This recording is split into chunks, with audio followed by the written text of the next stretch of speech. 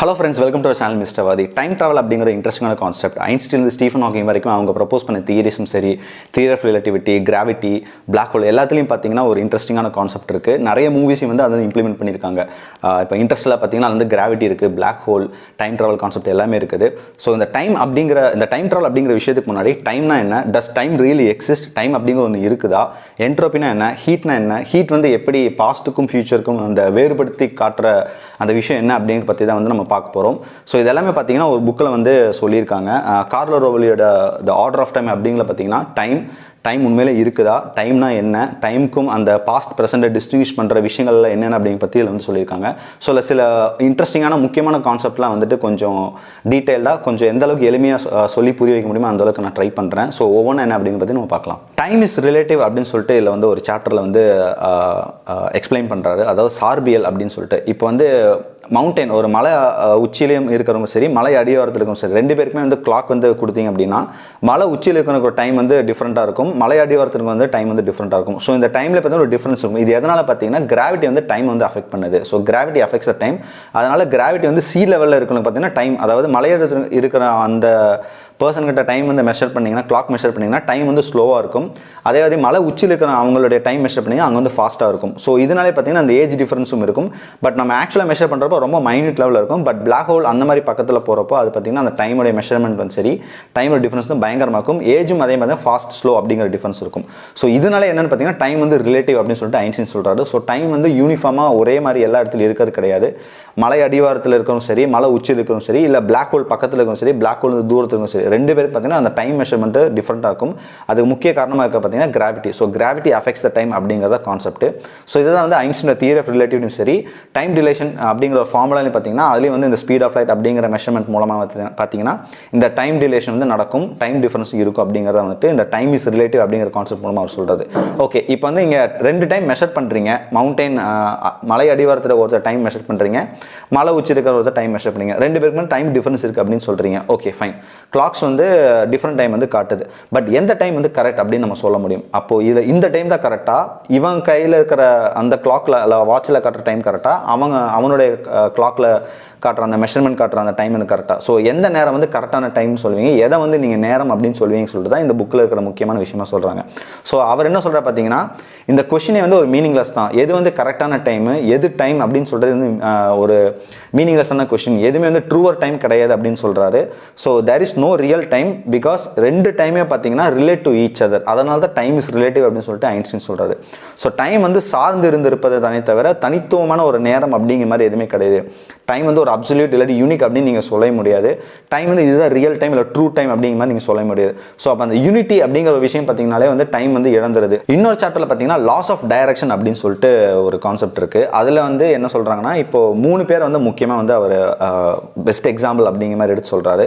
அரிஸ்டாட்டிலேருந்து Einstein வரைக்கும் அப்படின்னு சொல்லலாம். So Aristotle, Newton, Einstein. Aristotle என்ன சொல்ல பார்த்தீங்கன்னா, நேரம் அப்படிங்கிறத பார்த்தீங்கன்னா மெஷர்மெண்ட் ஆஃப் சேஞ்ச். ஏதோ ஒரு நிகழ்வில் வந்து ஒரு மாற்றம் நடந்துகிட்டே இருக்குன்னா அந்த மாற்றத்தை அதை வச்சு நம்ம மெஷர் பண்ணுறதா வந்து நேரம் அப்படின்னு சொல்கிறோம். ஸோ மாற்றம் அப்படிங்கிற ஒன்று இல்லை அப்படின்னா டைம்ங்கிறது ஒன்றுமே கிடையாது. ஸோ டைம் டசன்ட் பாஸ் அப்படிங்கிறது வந்து அரிஸ்டாட்டில் கான்செப்ட். பட் நியூட்டன் என்ன சொன்னால் அப்படிலாம் கிடையாது. டைம் வந்து ஒரு நிகழ்வு நடக்காமல் இருந்தாலும், எந்த ஒரு சேஞ்ச் இல்லாமல் இருந்தாலும் டைம் வந்து ஆட்டோமேட்டிக்காக வந்து அது வந்து பாஸ் ஆகிட்டே தான் இருக்கும். ஸோ டைம் வந்து அது போகிற போக்கில் வந்து அது போயிட்டே தான் இருக்கும், எந்த ஒரு நிகழ்வு நடக்காமல் இருந்தாலும் சரி. ஸோ ஃப்ரீஸ் ஆனாலுமே பார்த்தீங்கன்னா time it does exist, it time keeps on moving, time passes அப்படிங்கிறது வந்து நியூட்டனுடைய கான்செப்ட். ஸோ டைம் அப்படிங்கிறது வந்து independent of things and changes. எந்த ஒரு நிகழ்வும் சரி, எந்த ஒரு பொருளும் சரி, இந்த மாதிரி ஒரு மாற்றம் இல்லாமல் இருந்தாலும் டைம் வந்து போயிட்டே தான் இருக்கும் அப்படிங்கிறத வந்து நியூட்டனுடைய கான்செப்ட். ஸோ அரிஸ்டாட்டில், நியூட்டன் பார்த்தீங்கன்னா எக்ஸாக்ட்லி ஆப்போசிட் அப்படின்னு சொல்லலாம். பட் ஐன்ஸ்டீன் என்ன சொல்ல பார்த்தீங்கன்னா, டைம் வந்து ரியல் தான். நியூட்டன் படி நான் ஒத்துக்கிறேன், நான் டைம் வந்து ரியல் தான். பட் டைம் வந்து அப்சல்யூட் கிடையாது. முன்னாடி நான் சொன்னேன் டைம் இஸ் ரிலேட்டிவ் அப்படிங்கிறது வந்து ஐன்ஸ்டீனுடைய கான்செப்ட். ஸோ டைம் வந்து ரிலேட்டிவாக இருக்கும், டிபெண்ட் பண்ணி இருக்கும். இன்னொரு நேரத்தை, இன்னொரு நிகழ்வை வந்து சார்ந்து அது டிபெண்டாக இருக்குது அப்படிங்கிறத வந்துட்டு ஐன்ஸ்டீனுடைய கான்செப்ட். ஸோ 3 பேருமே அந்தந்த காலகட்டத்தில் அவங்க ஒவ்வொரு விஷயம் வந்து நேரத்தை பற்றி அவங்க வந்து ஒவ்வொரு தீயை வந்து முன் வச்சிருக்காங்க. இன்னொரு ஆஸ்பெக்ட் ஆஃப் டைம், அதாவது ஒரு நேரத்துடைய முக்கியமான அம்சம் என்ன பார்த்தீங்கன்னா அந்த பேசேஜ் அண்ட் ஃப்ளோ அப்படின்னு சொல்லலாம். பேசேஜ் ஆர் ஃப்ளோ அப்படின்னு, அதாவது டைமுடைய பாதை, காலம், அந்த நேரம் வந்து அதோடைய பாதை வந்து வந்து அந்த ஓட்டம் வந்து எப்படி இருக்குது, எதை நோக்கி போகுது அப்படிங்கிறது வந்துட்டு முக்கியமான ஒரு ஆஸ்பெக்ட் ஆஃப் டைம் அப்படின்னு சொல்கிறாங்க. ஸோ காஸ் ப்ரிசீட்ஸ் எஃபெக்ட், அதாவது ஒவ்வொரு காரணம் வந்து ஒரு விளைவுக்கு வந்து முந்தியது அப்படின்னு. இப்போ உதாரணத்துக்கு வந்து இப்போ என் கையில் அடிபட்டிருக்கு அப்படின்னா அடிபட்டால் தான் எனக்கு வலிக்கும். ஸோ வலி அப்படிங்கிறது பார்த்தீங்கன்னா அந்த காயம் அப்படிங்கிற ஏற்படுறதுனால வந்து வலி அப்படிங்கிற வருது. ஸோ அந்த ஏரோ ஆஃப் டைம் பார்த்தீங்கனாலே இப்படி அந்த காஸ் ப்ரிசீட்ஸ் த எஃபெக்ட் அப்படிங்கிறத அவர் சொல்கிறது. ஸோ நம்ம வந்து பாஸ்ட்டை வந்து கண்டிப்பாக மாற்றவே முடியாது. We cannot change the past. we will always have memories. நமக்கு மெமரிஸ் இருக்கும், ரிக்ரெட்ஸ் இருக்கும், ஹாப்பினஸ் இருக்கும். ஸோ எல்லாமே கடந்த நாள் நிகழ்ந்த விஷயங்கள்லாம் பார்த்தீங்கன்னா அதை வந்து தாண்டி தான் வந்து அந்த ஃப்ளோ ஆஃப் டைம் வந்து அப்படி இருக்குமே தவிர நீங்கள் முன்னாடி போய் பாஸ்ட் வந்து நீங்கள் மாற்ற முடியாது அப்படிங்கிறத சொல்கிறேன். ஸோ ஏர் ஆஃப் டைம் பார்த்தீங்கன்னா யூனிக்காக இருக்கும். ஐ மீன் யூனிக் இன் சென்ஸ் சிங்கிள் டைரக்ஷனில் தான் இருக்கும். அது வந்து மல்டிபிள் டைரக்ஷனும் இல்லை டிஃப்ரெண்ட் டைரக்ஷன் மாதிரி இருக்காது அப்படின்னு சொல்கிறாரு. ஸோ டைம் ட்ராவல் வந்து இப்போது ஓகே, டைம் ட்ராவல் அப்படின்னு கான்செப்ட் பொறுத்த வரைக்கும் தியரட்டிக்கலாக வந்து பாசிபிள் தான். பட் நம்மளால் பாஸ்ட்டை வந்து நம்மளுடைய இறந்த காலத்தை வந்து நம்ம மாற்ற முடியாது, போக முடியாது அப்படிங்கிறத வந்துட்டு ஃபிசிக்ஸ் சொல்லுது. கிராண்ட் ஃபாதர் பேராடாக்ஸ் அப்படின்னு சொல்லிட்டு ஒரு கான்செப்ட் இருக்குது. ஸோ இந்த டைம் ட்ராவல் வந்து ட்ராவல் டு பாஸ்ட்டுங்க வந்து பாசிபிளாக இல்லையா, கிராண்ட் ஃபாதர் பேராடாக்ஸ்னா என்ன அப்படிங்கிறத பற்றி நான் வந்து இன்னொரு வீடியோ வந்து டீட்டெயிலாக சொல்கிறேன். ஸோ ஹீட் அப்படிங்கிற பற்றி என்ன நம்ம ஃபஸ்ட் பார்த்துருவோம். ருடால்ஃப் கிளாசியஸ் அப்படிங்கிற ஒரு ஜெர்மன் ஃபிசிசிஸ்ட், ஒரு மேத்மெட்டிஷியன். அவர் வந்து தெர்மோடைனமிக்ஸ் அப்படிங்கிற கான்செப்ட் வந்து முக்கியமான ஒரு ரோல் வந்து அவர் பண்ணியிருக்காரு. ஸோ தெர்மோடைனமிக்ஸ் வந்து அந்த கான்செப்டே உருவாக்குனால ஒரு முக்கியமான பர்சன் அப்படின்னு கிளாசியஸை சொல்லலாம். ஸோ ஹீட் வந்து நீங்கள் ஒரு கோல்டு ஆப்ஜெக்ட்லேருந்து ஹாட் ஆப்ஜெக்ட் வந்து பாஸ் ஆகுது. ஒரு சூடான ஒரு காஃபியோ இல்லை டீயோ ஒரு தண்ணி இருக்குது அப்படின்னா அந்த அதுலேருந்து ஹீட் வந்து ட்ரான்ஸ்ஃபர் ஆகி கோல்டு பாடிக்கு ட்ரான்ஸ்ஃபர் ஆகி தவிர ரிவர்ஸ் ஆகாது. ஸோ ஹீட்டுங்கிறது ஒரு இர்ரிவர்சிபிள் ப்ராசஸ் அப்படின்னு சொல்கிறார். இப்போ நீங்கள் பாலை வந்து நீங்கள் வந்து இப்போ ஒரு ரேடியம் பால் ஏதோ ஒரு பாலை நீங்கள் கிரவுண்டில் போடுறீங்க அப்படின்னா ஸோ அதான் பவுன்ஸ் ஆகிட்டே இருக்கும். ஒரு ஸ்டேஜுக்கு அப்புறம் அந்த பவுன்ஸ் வந்து ஸ்டாப் ஆகி வந்து அது ஸ்டாட்டிக் லெவலில் ஒரு ரெஸ்ட் லெவலில் வந்து நின்றும். ஸோ அதுக்கு என்ன ரீசன் பார்த்தீங்கன்னா ஃப்ரிக்ஷன் அப்படின்னு சொல்கிறாங்க. ஸோ ஹீட் வந்து cannot be a reversible process. இது வந்து இர்ரிவர்சிபிள் ப்ராசஸ். ஹீட் அப்படின்னு ஒன்று இருக்கிறனால தான் வந்து நம்ம வந்து இந்த பாஸ்ட்டுக்கும் இறந்த காலத்துக்கும் நிகழ்காலத்துக்கும் சரி எதிர்காலத்துக்கும் சரி இந்த மூணுக்குமே வந்து ஒரு வேறுபடுத்தி காட்டுற ஒரு விஷயம் வந்து ஹீட் தான். ஹீட் அப்படிங்கிற ஒன்று இல்லைன்னா வந்து யூனிவர்ஸ் வந்து எந்த ஒரு விஷயமும் நடக்காமல் அப்படியே ஸ்டாட்டிக்காக ஈக்குலிபிரியமாக இருக்கும் அப்படின்னு சொல்கிறாங்க. ஸோ இந்த ப்ராக்ரஸ் ஆஃப் ஹீட், இந்த ஹீட்டில் வந்து ஒரு வகையான முன்னேற்றம் இல்லாட்டி அதில் மாற்றம் நடந்துகிட்டே இருக்கிறனால வந்து அது ஒரே டைரக்ஷன் நடக்கிறனால தான் இந்த மாதிரி பாஸ்ட்டுக்கும் ஃபியூச்சருக்கும் வேறுபடுத்தி காட்டுற அந்த ஒரு விஷயம் இருக்குது அப்படின்னு சொல்கிறாங்க. இன்னொரு முக்கியமான விஷயம் பார்த்தீங்கன்னா இப்போ நியூட்டன்ஸ் லா ஆஃப் கிராவிடேஷனும் சரி, இல்லை மேக்ஸ்வெல் அந்த சயின்டிஸ்டோடைய எலக்ட்ரோமேக்னட்டிசம் சரி, இல்லை ஐன்ஸ்டைனுடைய தியரி ஆஃப் ரிலேட்டிவிட்டி, அப்புறம் பால் டிராக், ஹைசன்பர்க், ஸ்க்ராடிஞ்சர், இந்த மாதிரி குவாண்டம் மெக்கானிக்ஸ் விஷயம் சார்ந்த அந்த தியரியும் சரி, இதில் எல்லாத்துலேயும் பார்த்தீங்கன்னா இந்த மாதிரி டிஸ்டிங்விஷ் பண்ணுற மாதிரி விஷயங்கள் வந்து அது காட்டவே காட்டாது, அது பண்ணவும் பண்ணாது அப்படிங்கிற மாதிரி சொல்கிறாரு. ஸோ ஹீட் அதாவது தெர்மோடைனமிக்ஸ்ங்கிற கான்செப்ட் மட்டும்தான் பாஸ்ட்டுக்கும் ஃபியூச்சரும் டிஸ்டிங்விஷ் பண்ணி காட்டுற அந்த ஒரு விஷயம் வந்து தெர்மோடைனமிக்ஸ். அது முக்கியமாக ஹீட்டுக்கு மட்டும்தான் இருக்குது அப்படின்னு சொல்கிறாரு. World is made of events not things அப்படின்னு சொல்லிட்டு ஒரு சாப்டர் இருக்குது. ஸோ அதில் வந்து நிறைய விஷயங்கள் சொல்லியிருக்காரு, நீங்கள் அந்த புக்கில் படிச்சிங்கன்னா தெரியும். ஸோ உலகம் வந்து நிகழ்வுகளால் ஆனதை தவிர பொருட்களால் அல்ல அப்படிங்கிறத வந்து அவர் சொல்கிற விஷயம். So world is a network of events not things. எந்த ஒரு பொருளால் வந்து உலகம் வந்து சுற்றுறது கிடையாது, ஒரு சீக்வன்ஸ் ஆஃப் செயின் ஆஃப் ஈவெண்ட்ஸ்னால அதை வந்து நடக்குது அப்படிங்கிற மாதிரி சொல்கிறார். ஸோ அதை பற்றி டீட்டெயில்ஸ் நீங்கள் நிறைய இந்த புக்கில் பார்க்கலாம். World is driven by entropy not energy அப்படின்னு சொல்கிறாங்க. ஸோ இதில் வந்து எனர்ஜியை பற்றி நம்ம கொஞ்சம் பார்க்கலாம். ஸ்கூலில் பார்த்தீங்கன்னா நமக்கு வந்து law of conservation of energy அப்படின்னு சொல்லிட்டு ஃபிசிக்ஸில் வந்து சொல்லி கொடுத்துருப்பாங்க. ஸோ அதில் வந்து law of conservation of energy அப்படின்னா சக்தி, அதாவது ஆற்றல் அப்படிங்கிற விஷயம் வந்து neither be created not destroyed. அதை வந்து உருவாக்கவும் முடியாது, அழிக்கவும் முடியாது, ஒரு இடத்துல இன்னொரு இடத்துக்கு ட்ரான்ஸ்ஃபர் ஆகும் அப்படிங்கிறத வந்து நம்ம வந்து ஸ்கூலில் படிச்சது. அதாவது இந்த சக்தி அப்படிங்கிறது பிரபஞ்சத்தை இயக்குகிறது அப்படிங்கிற மாதிரி அவர் சொல்கிறாங்க. அதுதான் வந்து நம்ம ஸ்கூலில் சொல்லி கொடுத்தா அந்த law of conservation of energy அப்படிங்கிற கான்செப்ட். ஸோ அப்படி கன்சர்வ்டாக இருந்தால் ஏன் வந்து நம்ம கான்ஸ்டன்ட்டாக வந்து ரீசப்ளை பண்ணிகிட்டே இருக்கோம் அந்த எனர்ஜியை?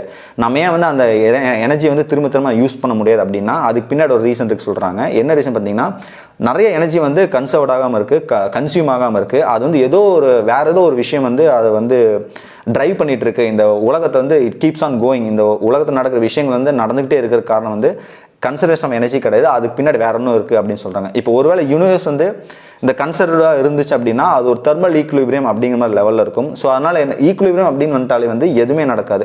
ஸோ எதுவுமே நடக்கலை அப்படின்னா உங்களுக்கு பாஸ்ட் ஃபியூச்சர் அப்படிங்கிற எந்த விஷயமே இருக்காது. அப்போ ஏதோ ஒன்று வந்து பின்னாடி ட்ரைவ் பண்ணிட்டு இருக்கு இந்த யூனிவர்ஸை, இந்த உலகத்தை வந்து ஏதோ ஒன்று ட்ரைவ் பண்ணிட்டு இருக்கு. அப்படி ட்ரைவ் பண்ணுற அந்த ஃபேக்டர் என்னன்னு பார்த்தா என்ட்ரோபி அப்படின்னு சொல்கிறாங்க. அதுவும் முக்கியமாக லோ என்ட்ரோபி தான் ஹை என்ட்ரோபி ஆகிறதா வந்துட்டு அவர் இந்த world is driven by entropy அப்படிங்கிற கான்செப்ட் அவர் சொல்கிறாரு. எக்ஸாம்பிள் பார்த்தீங்கன்னா இப்போ பாஷா அப்படிங்கிற மூவி எடுத்துட்டோம் அப்படின்னா ஸோ எனர்ஜி இஸ் கன்சர்வ்ட் அப்படிங்கிற கான்செப்ட்னா மாணிக்கம் அப்படிங்கிற ஒரு கேரக்டர் வந்து மாணிக்கமாக தான் இருக்கும்.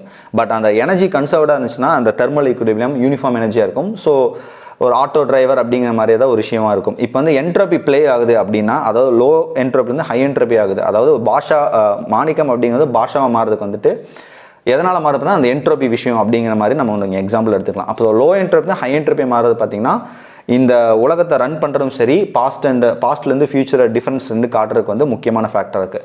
ஓகே, இப்போ லோ என்ட்ரோபி வந்து ஹை என்ட்ரோபி போனால் ஒரு கேட்டலிஸ்ட் இல்லாட்டி ஒரு ப்ராசஸ் வந்து ஒரு முக்கியமான விஷயம், அதாவது தூண்டுகோல் பண்ணுற மாதிரி தூண்டுற மாதிரி ஒரு விஷயம் நடந்ததுன்னா லோ என்ட்ரோபி வந்து ஹை என்ட்ரோபியாக மாறும். இப்போ மாணிக்கம் அப்படிங்கிற ஒரு கேரக்டர் வந்து பாஷாவாக மாறணும் அப்படின்னா அதுக்கு ஒரு கேட்டலிஸ்ட் தேவைப்படுது. ஸோ அது என்னன்னு பார்த்தீங்கன்னா, இப்போ இந்த படத்தை பொறுத்த வரைக்கும் ஆனந்தராஜ் அந்த கேரக்டரும் சரி, ரகுவரனோட ஆண்டனி அப்படிங்கிற கேரக்டரும் சரி, ரெண்டுமே பார்த்தீங்கன்னா மாணிக்கத்தை பாஷாவாக மாற்றுறதும் சரி, இல்லை மாணிக்கத்தை வந்து பாஷாவாக காட்டுறதும் சரி, ரெண்டுமே பார்த்தீங்கன்னா இந்த கேட்டலிஸ்ட் அப்படிங்கிற இந்த 2 கேரக்டர் தான். பேசிக்காக வந்து நம்ம பீரியாடிக் எலிமெண்ட்டில் இருந்து ஃபர்ஸ்ட் எலிமெண்ட் வந்து ஹைட்ரஜன். ஸோ ஹைட்ரஜன் வந்து ஹீலியமாக மாறணும் அப்படின்னா இப்போ ஹைட்ரஜன் வந்து லோ என்ட்ரோபி தான்.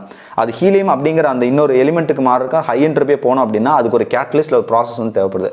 அந்த ப்ராசஸ் தான் நியூக்ளியர் ஃபியூஷன் அப்படிங்கிறது. ஸோ 2 ஹைட்ரஜன் சேர்ந்து நியூக்ளியர் ஃபியூஷன் ப்ராசஸ் மூலமாக நிறைய எனர்ஜி டிசிபேட் பண்ணி அது வந்து ஹீலியம் அப்படி மாறுது. அதே மாதிரி ஒரு கட்டை இருக்குது அப்படின்னா அது வந்து ஆஷாக மாறணும், அது வந்து ஃபுல்லாக ஆஷாக மாறணும் அப்படின்னா அதுக்கு வந்து ஃப்ளேம், நெருப்பு அப்படிங்கிற ஒரு விஷயம் இல்லாட்டி ஒரு தீக்குச்சி அப்படிங்கிற ஒரு விஷயம் வந்து தேவைப்படுது, ஒரு ஹீட் ஒரு ஃப்ளேம் அப்படிங்கிற ப்ராசஸ் வந்து தேவைப்படுது. ஸோ லோ என்ட்ரோபி வந்து ஹை என்ட்ரோபியாக மாறுறதுக்கும் சரி, இல்லை வந்து என்ட்ரோபி வந்து கீப்ஸ் ஆன் கான்ஸ்டன்ட், அது வந்து ஃப்ளோ ஆகிட்டே இருக்கணும் அப்படின்னா வந்து இந்த லா ஆஃப் கன்சர்வேஷன் ஆஃப் எனர்ஜியை தாண்டி இந்த என்ட்ரோபி அப்படிங்கிற விஷயம் வந்து உலகத்தை வந்து ரன் பண்ணுது. இது போக நிறைய அதர் டாபிக்ஸ்லாம் வந்து கவர் பண்ணிக்கிற பார்த்தீங்கன்னா குவாண்டம் லூப் கிராவிட்டி, அப்புறம் ஸ்பின் ஃபார்ம், அப்புறம் குவாண்டம் இன்டிட்டர்மினன்சி, போல்ட்ஸ்மேன் பிளரிங் அப்படின்னு சொல்லிட்டு நிறைய கான்செப்ட் இருக்குது. அதில் சில இதெல்லாம் பார்த்தீங்கன்னா ரொம்பவே எனக்கு புதுசாக தான் இருந்துச்சு. ஏன்னா இந்த ஆர்டர் ஆஃப் டைம் அப்படின்னு சொல்கிறப்போ டைம் பற்றி தனியாக ஒரு புக்கே எழுதியிருக்காங்க.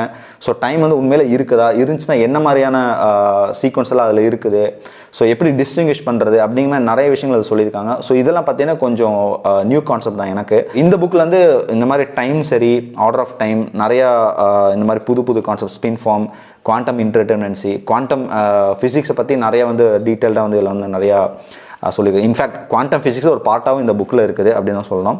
ஸோ இந்த புக்கோட லிங்க் வந்து டிஸ்கிரிப்ஷன் ஷேர் பண்ணுறேன், கண்டிப்பாக நீங்கள் படிங்க. சில கான்செப்ட் வந்து ஈஸியாக புரியும், சில கான்செப்ட் கொஞ்சம் கஷ்டமாக தான் இருக்கும். பட் ரீட் பண்ணால் கண்டிப்பாக வந்து ஒரு இன்ட்ரெஸ்டிங்கான கான்செப்ட் தான் நான் சொல்லுவேன். ஸோ இந்த புக்கோட டிஸ்கிரிப்ஷன் நான் லிங்க்கில் ஷேர் பண்ணுறேன். இந்த வீடியோ பிடிச்சிருந்தா மறக்காமல் லைக் பண்ணுங்கள், சப்ஸ்கிரைப் பண்ணுங்கள், ஷேர் பண்ணுங்கள். தேங்க்யூ.